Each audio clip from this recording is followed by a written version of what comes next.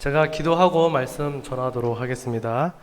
하나님, 이 시간 주의 말씀을, 주의 은혜를, 주의 성실을 하나님 우리의 먹을거리로 삼아 또 하나님 안에서 부유한 생명을 누리기를 원합니다.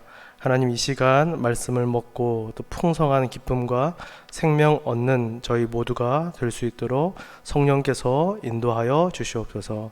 예수님의 이름으로 간절히 기도합니다. 아멘. 네, 날씨가 무섭습니다. 오늘 또 점심 잘 또 식사하시고 또 오후 시간 또 잘 또 에어컨 바람 쐬면서 좀 쉬셨는지요. 특별히 오늘 또 식당에서 또 날씨가 더웠는데 또 식당 일, 또 봉사, 또 설거지 그 많은 또 일들 또 잘 감당하시고 또 수고하신 분들 너무나 감사하고 귀합니다.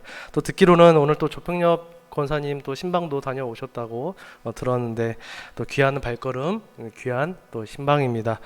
이렇게 성도의 교제가 더 풍성해지기를 소망하고요. 또 그렇게 잘 누리면서 또 오늘 이 오후 시간도 또 하나님 말씀을 통해서 또 저희가 더 하나님과 또 성도와 함께 깊어지기를 소망합니다. 히브리서는 예수 그리스도의 우월성, 탁월성, 위대하심을 강조합니다. 히브리서가 예수 그리스도를 힘주어서 강조하는 이유는 당시 예수를 믿어서 기독교 안으로 들어왔지만 이 박해와 유혹과 시험을 견디지 못하고 다시 유대교로 돌아가려고 했기 때문입니다. 다시 말해 예수를 믿었지만 믿음이 후퇴하고 신앙이 흔들렸습니다. 그래서 히브리서 저자는 박해와 거짓 교훈에 흔들리지 말고 예수 그리스도를 바라보며 인내로서 끝까지 믿음의 경주를 포기하지 말라고 권면합니다. 우리가 믿고 의지하는 예수님이 얼마나 크고 얼마나 대단하시고 위대하시며 높으신지를 깊이 생각하고 굳게 붙잡으라는 것입니다. 히브리서 저자는 예수님이 천사보다 또 모세보다 또 아론보다 뛰어나신 분임을 논증하면서 예수님이 영원한 대제사장이시고 또 하나님께 나아가는 새롭고 또 살아있는 길임을 가르쳐 줍니다. 물론 저와 여러분은 히브리서를 처음 이렇게 봤을 때 당연히 예수님이 천사보다 크시지, 당연히 예수님이 모세보다 크고 아론보다 크지, 우리 예수님이 누구와도 비교할 수 없을 정도로 대단하신 분이시지라고 저희는 아무 그러한 의심할 여지가 없이 받아들입니다. 그러나 여러분, 익숙하고 당연한 것이라도 여러분 믿음이 연약해지면 흔들리기 마련입니다. 여러분 한번 생각해 보십시오. 우리도 신앙생활을 잘 하다가 어떤 어려운 일을 만나게 됐을 때 하나님이 나한테 왜 이러시지? 하나님이 너무하시네? 라는 생각이 들면서 어떻게 저한테 이러실 수가 있어요? 라고 우리가 하나님께 말하곤 합니다. 그러면서 하나님에 대한 섭섭함과 불편함을 느끼면서 하나님의 선하심을 의심하기도 하고 하나님의 능력을 굉장히 깎아서 한 이 정도로 그렇게 우리가 작게 생각합니다. 여러분, 더욱이 예수님이 어떤 분이신지를 우리가 제대로 모르면 여러분 우리의 신앙이 어떠할까요? 더 흔들리고 더 쉽게 시험에 빠질 수 있습니다. 그래서 히브리서 저자는 예수님이 어떤 분이신지, 특별히 유대교의 아주 중요 인물들, 아브라함이나 모세나 아론 그런 인물들과 비교하면서 또 제사장의 직분을 비교하면서 예수님을 자세하게 설명합니다. 또한 율법에 따르는 유대교보다 복음을 믿는 기독교가 진리라는 것을 우리에게 가르쳐 줍니다. 여러분, 히브리서를 보면 반복적으로 나오는 여러 표현들이 있는데요. 그 중에 한 가지가 굳게라는 표현입니다. 굳게. 그리고 하나는 더 나은, 더 좋은. 오늘 본문에도 이렇게 더 좋은이라는 단어가 있는데요. 여러분, 그러니까 삶이 지치고 힘들다고 믿음을 포기하지 말고 더 좋은, 더 나은 소망이 되시는 예수님을 굳게 붙잡으라는 것입니다. 저와 여러분이 믿는 예수님은 피조물도 아니고 유한한 존재도 아닙니다. 예수님은 하나님의 아들이시고 영원한 왕이시며 유일하신 대제사장이십니다. 예수님은 저와 여러분이 겪는 모든 아픔들, 슬픔들, 고통을 관념적으로 아시는 것이 아니라 육체적으로 아십니다. 여러분, 예수님이 이 땅에 우리를 위해서 오셨고 모든 고통을 다 겪으시며 십자가에서 대신 죽으셨습니다. 그러기에 예수님은 저와 여러분의 연약함을 이해할 수 있고 공감하시며 또 우리의 아픔을 덜어주기 위해서 할 수 있는 모든 일들을 주님께서는 우리와 함께 하시며 이루십니다. 그러므로 사랑하는 성도 여러분, 오직 예수님만이 우리의 소망이요, 또 예수님만이 우리에게 참 소망을 주시는 분임을 믿으시기를 바랍니다. 여러분, 오늘 함께 읽은 본문이 히브리서 7장의 딱 중간 내용인데요.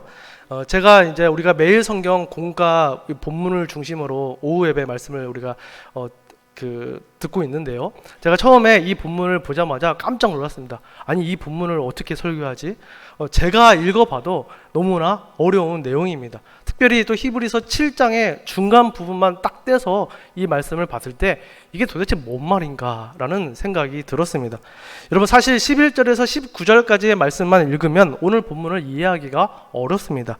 여러분, 연애편지도 우리가 앞뒤 자르고 가운데에 있는 내용만 읽으면 여러분 그 내용을 온전히 우리가 이해할 수 없듯이 오늘 본문도 이 7장 전체의 이 문맥 가운데 봐야 이해할 수가 있습니다. 그래서 여러분 7장의 구조를 한번 보시면 우리 화면을 보시면 1절에서 10절까지가 레위의 제사장들보다 뛰어난 멜기세덱, 그리고 오늘 본문 11절에서 19절은 멜기세덱의 계열을 따라서 오신 예수님, 그리고 20절에서 28절은 레위의 제사장들보다 뛰어나신 예수님. 여러분, 이 구조를 자세히 보면 3단 논법으로 되어 있습니다. 그러니까 여러분, 레위의 제사장들보다 누가 뛰어나다는 것입니까? 멜기세덱. 근데 예수님이 누구를 따라오셨습니까? 멜기세덱을 따라오셨습니다. 그럼 당연히 멜기세덱을 따라오신 예수님이 레위의 제사장들보다 더 크신 분이 되는 것이죠. 여러분, 예수님은 레위 지파의 계보에 따라서 제사장으로 오신 것이 아니라 이 멜기세덱의 반차를 따라 제사장으로 오셨습니다. 근데 여기서 우리가 한 가지 그럼 질문이 생기죠. 그럼 멜기세덱은 누구인가? 멜기세덱이 도대체 누구이길래 멜기세덱에 대해서 이렇게 말하고 있는가? 그래서 오늘 우리가 본문 앞에 이 7장 1절에서 10절은 이 멜기세덱이 누군지를 설명하고 있습니다. 그런 다음에 이제 오늘 우리 본문이 시작되는데요. 여러분, 멜기세덱은 성경 전체에서 딱 3번 나옵니다. 창세기 14장, 그리고 시편 110편, 그리고 히브리서에 이렇게 세 권에 나오는데요. 여러분, 멜기세덱은 의와 평강의 왕이면서 하나님의 지극히 높은 제사장입니다. 그러니까 왕이면서 제사장이죠. 하나님이 세우신 제사장입니다. 특별히 멜기세덱은 아브라함을 축복했고 아브라함에게 11조를 받은 사람입니다. 여러분, 그러니까 멜기세덱이 아브라함보다 더 큰 사람이죠. 아브라함에게 축복했고 아브라함에게 11조를 받았습니다. 그리고 성경은 멜기세덱의 족보나 이 부모에 대해서 그의 탄생과 죽음에 대해서 밝히고 있지 않습니다. 멜기세덱은 하나님의 아들을 닮아 항상 제사장으로 있는 신비한 존재인데요. 이것은 멜기세덱의 제사장 직분이 어떤 율법이나 사람의 혈통으로 족보로 온 것이 아니라 하나님의 뜻으로 세워진 영원한 직분임을 말해줍니다. 이 멜기세덱은 그러니까 결국은 그리스도를 예표하는데요. 여러분, 히브리서 저자가 이 멜기세덱을 자세하게 설명한 이유가 있습니다. 여러분, 멜기세덱이 누구보다 크다고 했습니까? 레위의 제사장들보다, 또 아브라함보다 크다고 했습니다. 그렇다고 하면 예수님이 이 멜기세덱의 반차를 따라 오셨기 때문에 이 레위의 제사장들보다 너희가 돌아가려고 하는 그 유대교의 아버지, 바로 아브라함보다도 더 크신 분임을, 그것을 지금 말해주고 있는 것입니다. 멜기세덱은 이 그리스도의 제사장 직분을 설명하는 발판이 됩니다. 결론적으로 핵심은 예수님은 유대교의 레위 제사장들보다 더 크고 위대하시며 또 우리에게 완전한 구원과 더 나은, 더 좋은 소망을 주시는 분이다 라는 것을 계속 이 히브리서 7장에서 논증하면서 말해주고 있습니다. 자, 그렇다면 오늘 우리 나눔 질문들을 통해서 좀 더 깊이 한번 가봤으면 좋겠습니다. 자, 예수님은 멜기세덱의 반차를 따라 세워진 제사장이죠. 자, 제가 1번 질문을 읽으면 여러분들이 말씀을 저 이제 PPT로 좀 준비를 했는데요. 말씀을 한번 읽어주시면 좋겠습니다. 제가 질문 읽겠습니다.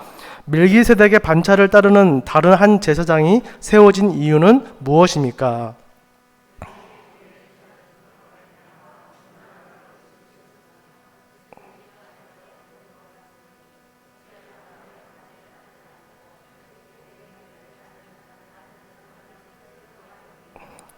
네, 감사합니다. 여러분, 멜기세덱의 반차를 따르는 다른 한 제사장이 사실 이 레위 지파, 레위 계통의 제사장 직분이 라인이 있잖아요. 근데 그럼에도 불구하고 이런 혈통과 족보 율법이 아니라 새로운 이 멜기세덱의 계통을 따른 제사장을 세우신 이유가 무엇입니까? 이유가 무엇이죠, 여러분? 제가 힌트로 노란색으로 표시를 했는데요. 네, 레위 계통의 제사장의 직분으로는 온전함을 얻을 수 있다, 없다? 온전함을 얻을 수 없다. 온전함을 얻을 수 없기 때문에 하나님께서 새로운 제사장을 세우신 것이죠. 여러분 11절 말씀을 자세히 생각해 보시면 육신의 혈통을 따라서 레위 족보에 따라 세워진 제사장이 온전했다면 새로운 제사장을 세울 필요가 없는 거죠. 그놈이 다 그놈이고 그러니까 하나님께서 새로운 제사장을 세우신 것이죠. 특별히 레위 계통의 제사장이 온전하지 못했습니다.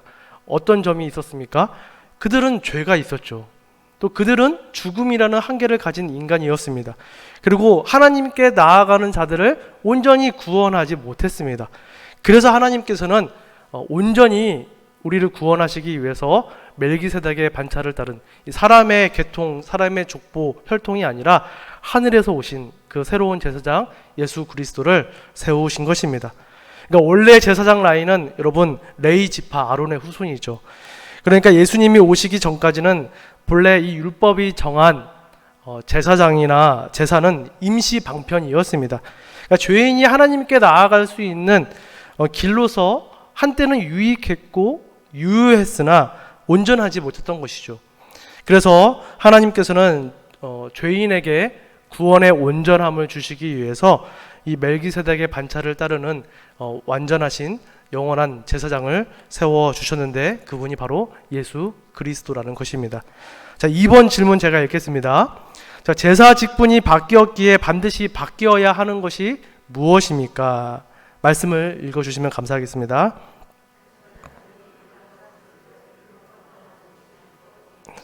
네, 제사 직분이 바뀌었죠. 그래서 무엇도 바뀌어야 합니까? 네, 율법도 바뀌어야 합니다. 여러분 율법은 세 가지로 나눌 수 있습니다. 여러분 율법은 의식법과 시민법 또 도덕법이 있는데요. 여러분 그 의식법은 제사와 관련한 율법입니다. 그러니까 할례, 제사, 제사장 또 각종 절기 여러분 이런 내용들이 의식법입니다. 그리고 또 시민법은 국가법입니다. 그러니까 이스라엘이라는 국가에 주신 하나님의 법이죠. 예를 들면 시민법은 7년째 이스라엘 같은 경우에는 7년째 안식년이 되면 종에게 자유를 줘야 하고 50년 희년이 되는 해는 원래 주인에게 땅을 돌려줘야 합니다. 그리고 소를 훔치면 그 소의 5배를 배상해야 합니다. 그리고 도덕법은 우리가 잘 아는 십계명이죠. 십계명은 모든 도덕법을 요약한 계명입니다. 자, 하나님은 여러분 죄의 심각성 그리고 하나님 말씀에 순종하는 것들을 극적으로 우리에게 보여주시고 가르쳐 주기 위해서 동물, 희생, 제사 제도를 우리에게 주셨습니다. 여러분 제사를 통해서 사람이 무엇을 알 수 있었을까요? 여러분 우리가 전에 레위기도 한번 봤지만 여러분 우리가 제사를 드리러 나왔을 때 내가 가져온 그 짐승을 가지고 여러분 우리가 안수해서 나 대신 이 짐승이 죽는 거 아니겠습니까? 여러분 이 제사 제도를 통해서 우리가 무엇을 알 수 있냐면 죄의 삭은 무엇이다요? 사망이다.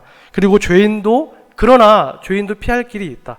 그런데 피 흘림이 없이는 죄사함을 받을 수 없다. 죄가 해결되어야만 하나님과 화목된 관계를 누릴 수 있다라는 것을 이 제사를 통해서 죄인이 몸소 경험하게 되는 거죠.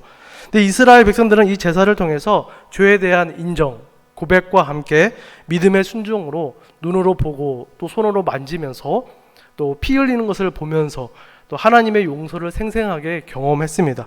근데 이 모든 제사의 의식법은 궁극적으로는 이 오실 예수 그리스도를 예표하고 의미하죠. 그리고 때가 되어서 여러분 예수님이 이 땅에 오셨습니다.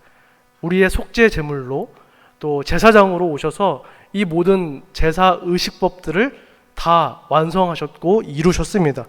그래서 여러분 더 이상 이런 제사와 이런 의식법을 우리가 지킬 필요가 있을까요? 지킬 필요가 없죠. 안 지켜도 되는 것이 아니라 지키면 안 되는 것입니다. 여러분 만약에 우리가 이런 제사, 뭐 또 제사장이 있어야 하고 여러분 이런 것이 우리가 지켜야 한다면 영원 단번에 이루신 그리스도의 그 십자가의 사역이 부족하다, 불충분하다라고 우리가 인정하는 꼴이 되기 때문입니다. 여러분 이단 가운데에서 제7일 안식교 들어보셨죠? 안산홍 증인회 같은 이단은 여전히 이 구약의 의식법을 지켜야 한다라고 주장합니다. 그래서 이 사람들은 아직도 돼지고기를 먹지 않습니다.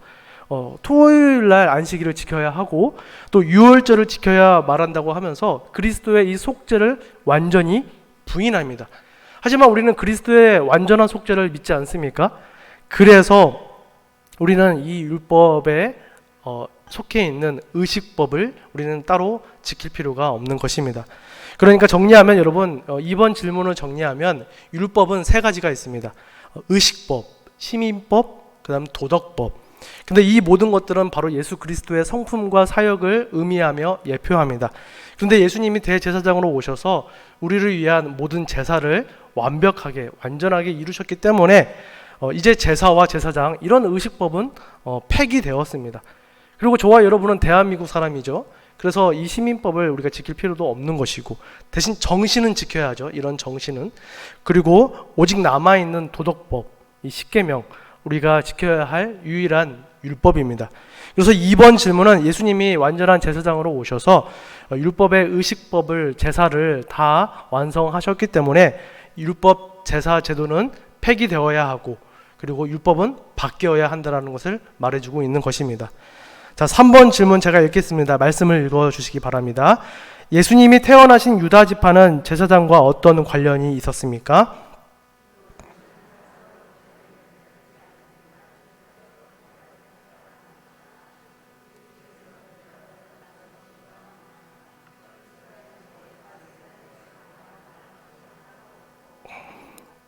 네, 여러분 예수님이 어디 지파에서 오셨죠? 예수님이 유다 지파에서 예수님이 오셨죠. 여러분 유다 지파는 제사장과는 아무 관련이 없는 지파입니다. 유다 지파에서 제사장이 한 명도 없었습니다. 여러분 모세도 제사장과 관련해서는 유다 지파를 언급한 적이 한 번도 없었습니다. 여러분 오직 제사장 가문은 레위 지파에서만 나옵니다. 그리고 유다 지파는 왕의 가문이죠.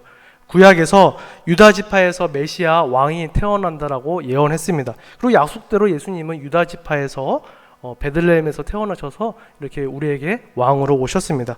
그러니까 여러분 예수님이 속한 지파는 유다 지파인데 그 지파는 제사장 지파가 아닙니다.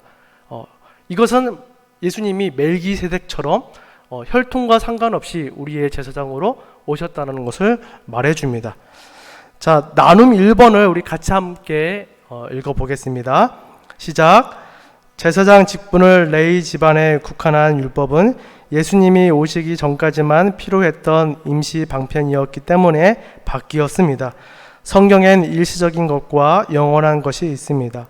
혹시 영원하고 본질적인 것은 등한시하고 일시적이고 비본질적인 것에 매달리지 않는지 돌아보고 그 둘을 어떻게 분별해야 할지 의논해 봅시다.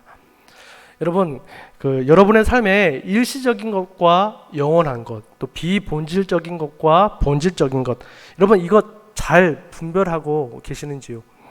여러분, 우리가 일시적인 것을 영원한 것으로 착각하지 말아야 합니다. 여러분 저는 그렇게 생각합니다. 신앙생활은 이 싸움이라고 생각합니다. 평생 일시적인 것과 이 영원한 것을 잘 분별하면서 피 흘리기까지 우리는 싸워 나가야 합니다. 여러분 하루를 시작하실 때 내가 오늘 하루 해야 할 많은 일들이 있지 않습니까? 그 많은 일들 가운데에서 내가 하나님 중심으로 또 하나님 관계 우선으로 내가 영원한 것을 붙잡고 있는지, 아니면 그저 내 중심으로, 내 삶의 패턴으로, 또 내 이익을 따라서 내가 일시적인 것들을 우선적으로 붙잡고 살아가고 있는지를 여러분 한번 돌아보시고, 우리가 영원하신 그리스도만을 굳게 붙잡으기를 소망합니다. 이제 또 다른 질문을 한번 보겠습니다. 영원한 제사장이신 예수님은 우리에게 율법보다 더 좋은 소망이다라고 말해주고 있는데요. 자, 1번 질문은 제가 읽으면 또 말씀 읽어주시면 감사하겠습니다. 예수님은 율법 대신 무엇을 따라 제사장이 되셨습니까?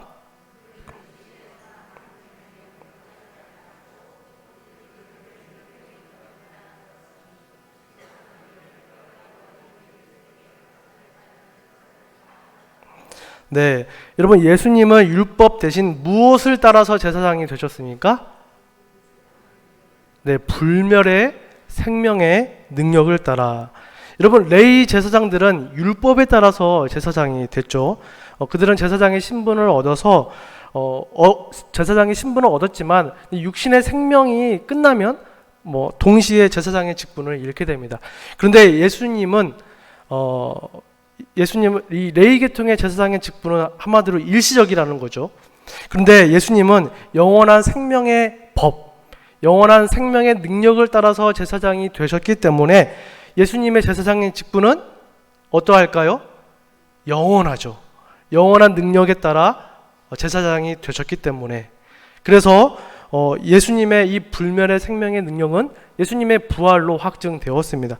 그러니까 핵심은 여러분, 일시적으로 제사장의 직분으로 살고 죽은 이 구약의 제사장들과는 달리 예수님은 영원히 살아계셔서 이 영원한 대제사장의 직분을 지금도 감당하고 계십니다. 여러분, 그래서 승천하신 예수님께서는 지금도 저와 여러분들을 위해서 중보하고 계십니다. 자, 2번 질문 제가 읽겠습니다. 또 말씀 읽어주시기 바랍니다. 전에 있던 율법의 계명이 없어진 이유는 무엇입니까?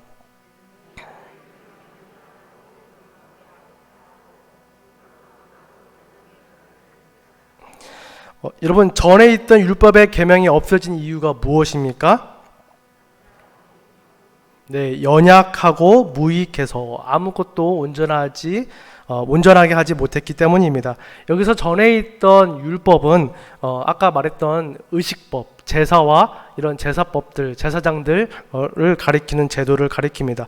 그러니까 여러분, 제사와 제사장은 여러분 연약하고 아무것도 온전하게 하지 못했습니다. 근데 그것이 필요 없었다는 것이 아니라 구약 시대에는 그것이 필요했었죠. 임시적으로 유익을 줬습니다. 하지만 결국은 그것이 어떤 사람도 온전함을 주지 못했습니다.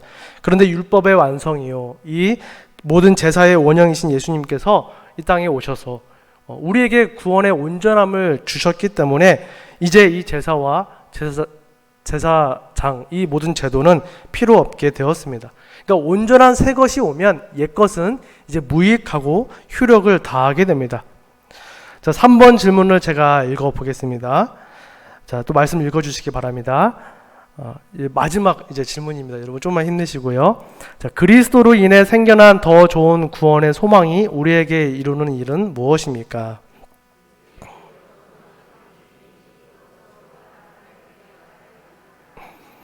네, 여러분, 더 좋은 구원의 소망이 그리스도로 인해서 우리에게 이루어진 일이 무엇입니까?